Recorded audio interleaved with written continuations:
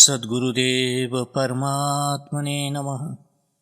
श्री रामचंद्राय नमः। गुरुदेव पूछते हैं, तुम लोग गुरु के पास आए किस हेतु से हो? तुम लोग यहाँ भी विवेक नहीं रखते हो। विवेक नहीं रखते हो तो यहाँ आना ही निरर्थक है। गुरु का विशेष गुण, विशेष लक्षण यही है कि सर्व विद्याओं का मूल विवेक का ज्ञान उनके पास में होवे। विवेक के उदय के लिए दोषपूर्ण, अनीति युक्त और रागादिकों के अशुद्ध वातावरण का नाश आवश्यक है। इस प्रकार के स्वार्थरत विचार, अनुदार भावनाएं संकुचित निकृष्ट ध्येय को अभिव्यक्त करते हैं।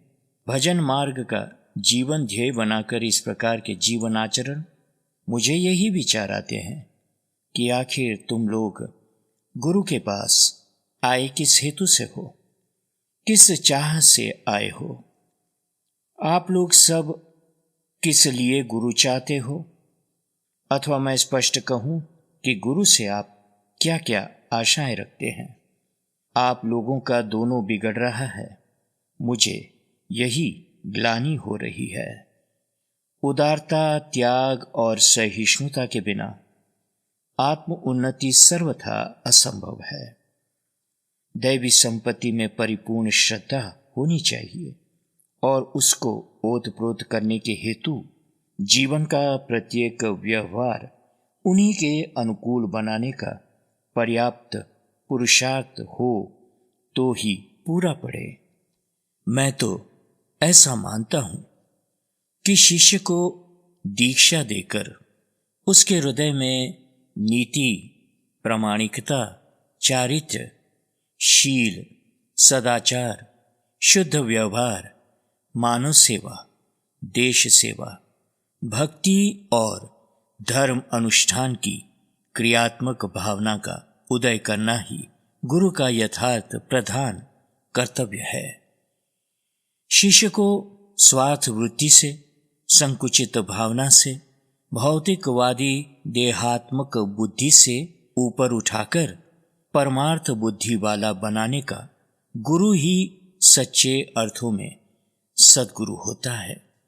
आप चाहते हैं कि चुटकी बजाते ही आपको भगवत दर्शन या आत्म साक्षात्कार हो जाए, आप सिद्ध हो जाए। आपको न साधन भजन करना पड़े, न त्याग उदारता अपनाने पड़े, न शम दम यम नियम आदि का आचरण करना पड़े। तो मैं स्पष्ट कहता हूं कि ऐसा कोई गुरु कर नहीं सकेगा। पर्याप्त परिश्रम और पर्याप्त श्रद्धा आप में होनी चाहिए। आपको ये प्राप्त करनी चाहिए तो ही कुछ बन सकता है। मैंने कई बार देखा है कि सब कहते तो बराबर है कि हमारे बापू भगवान ही हैं। भगवान के पास हम जब पहुंच गए हैं तो बस अब किस बात की चिंता करना, सब कुछ बापू ही पूरा कर ही देंगे। एक दृष्टि से, भाव से ये बात बिल्कुल सही है, परंतु शर्त है कि आपको सही में इतनी दृढ़ श्रद्धा हो, सो वो बात तो होती नहीं है। शाब्दिक श्रद्धा में कोई बल नहीं होता है, वो तो केवल प्रदर्शन जैसा है। एक ने कहा, दूसरे ने कहा और इसी प्रकार सब कहते रहे। आप चाहते रहते हैं कि बापू के आशीर्वाद से हमारे धंधा रोजगार ज्यादा चले, हमारे पुत्र परिवार के सुख बढ़े, आपका मान बढ़ाई कीर्ति सब बना रहें, हमारी आपत्ति दूर होवे, हमारी बीमारियां मिट जाए, इत्यादि इत्यादि। मैं निश्चित मानता हूं कि शिष्य के आधि, व्याधि और उपाधि तीनों तापों को जो नहीं मिटा सके, तो वो गुरु ही क्या है? गुरु के शरणागत को गुरुदेव इन चिंताओं से मुक्त करते ही है। केवल सांसारिक बातों के लिए ही गुरु की आवश्यकता समझते हैं तो ये तो पूरा पढ़ने जैसा नहीं है। परंतु गुरु के आशीर्वाद का यथार्थ पालन होता है और सदाचार, सेवा, उदारता के समेत दृढ़ निष्ठा झलकती है, तब गुरु के हृदय में प्रसन्नता व संतोष का आह्लाद अपने आप अनायास भर जाता है। वही आह्लाद ही गुरुदेव के आशीर्वाद के रूप में अनायास प्राप्त हो जाते हैं। ये तो वातावरण ही और उल्टा होता है। क्यों ऐसा होता रहता है? इसके विचार करने पर मुझे ये विचार आया है कि आपको पूछूं कि भाई, आप सब यहाँ गुरु के पास आए किस लिए हैं? गुरु सिर्फ भौतिक सुख सुविधाओं के लिए आशीर्वाद देते रहें, इसके बारे में गुरु आपको कुछ करने को भी न कहें। आपके जीवन व्यवहार में, आचरणों में अनीति, अशुद्धि और दोष होने पर भी गुरु उन दोषों की चर्चा भी न करे। जब भी गुरु के पास आप जाओ तब गुरु आपका सम्मान करे, आपको स्नेह करे, आपको प्रिय लगे ऐसे वचन ही बोले, आपकी इच्छाओं का ही ख्याल रखे, आपको प्रसाद, माला आदि देकर आपको प्रसन्न रखे, आपके ठहरने की, भोजन की और भी जो भी आपकी अनाप शनाप आवश्यकता हो उसका पूरा ध्यान रखे। समष्टि में सबके सन्मुख आप मेरी सेवा बहुत करते हैं ऐसी प्रशंसा करूं।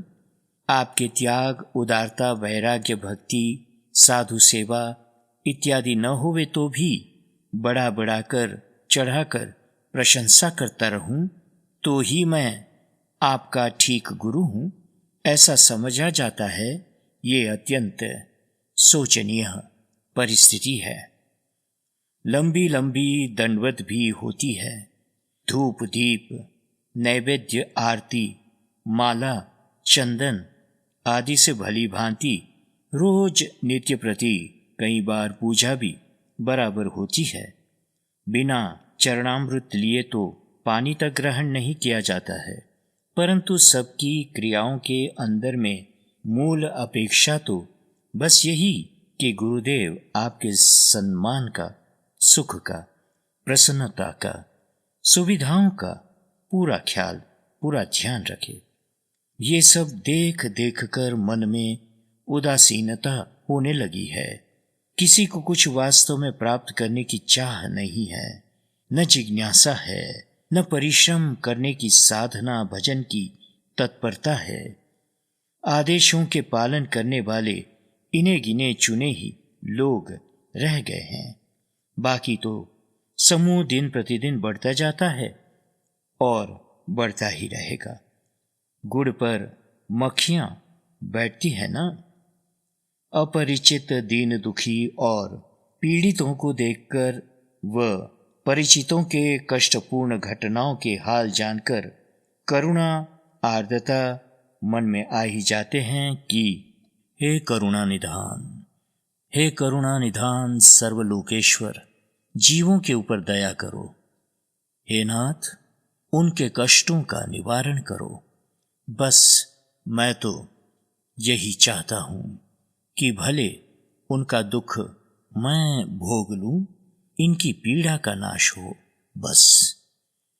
सद्गुरुदेव कैसे अपेक्षाएं रखते हैं शिष्यों से और आप उनके प्रति कितना भक्ति भाव रखते हैं, इसका अंतर्मंथन कीजिए और अपनी अंतरात्मा को देखिए, पहचानिए और अपना रिश्ता गुरु के साथ किस तरह का है ये आप अपने से पूछिए।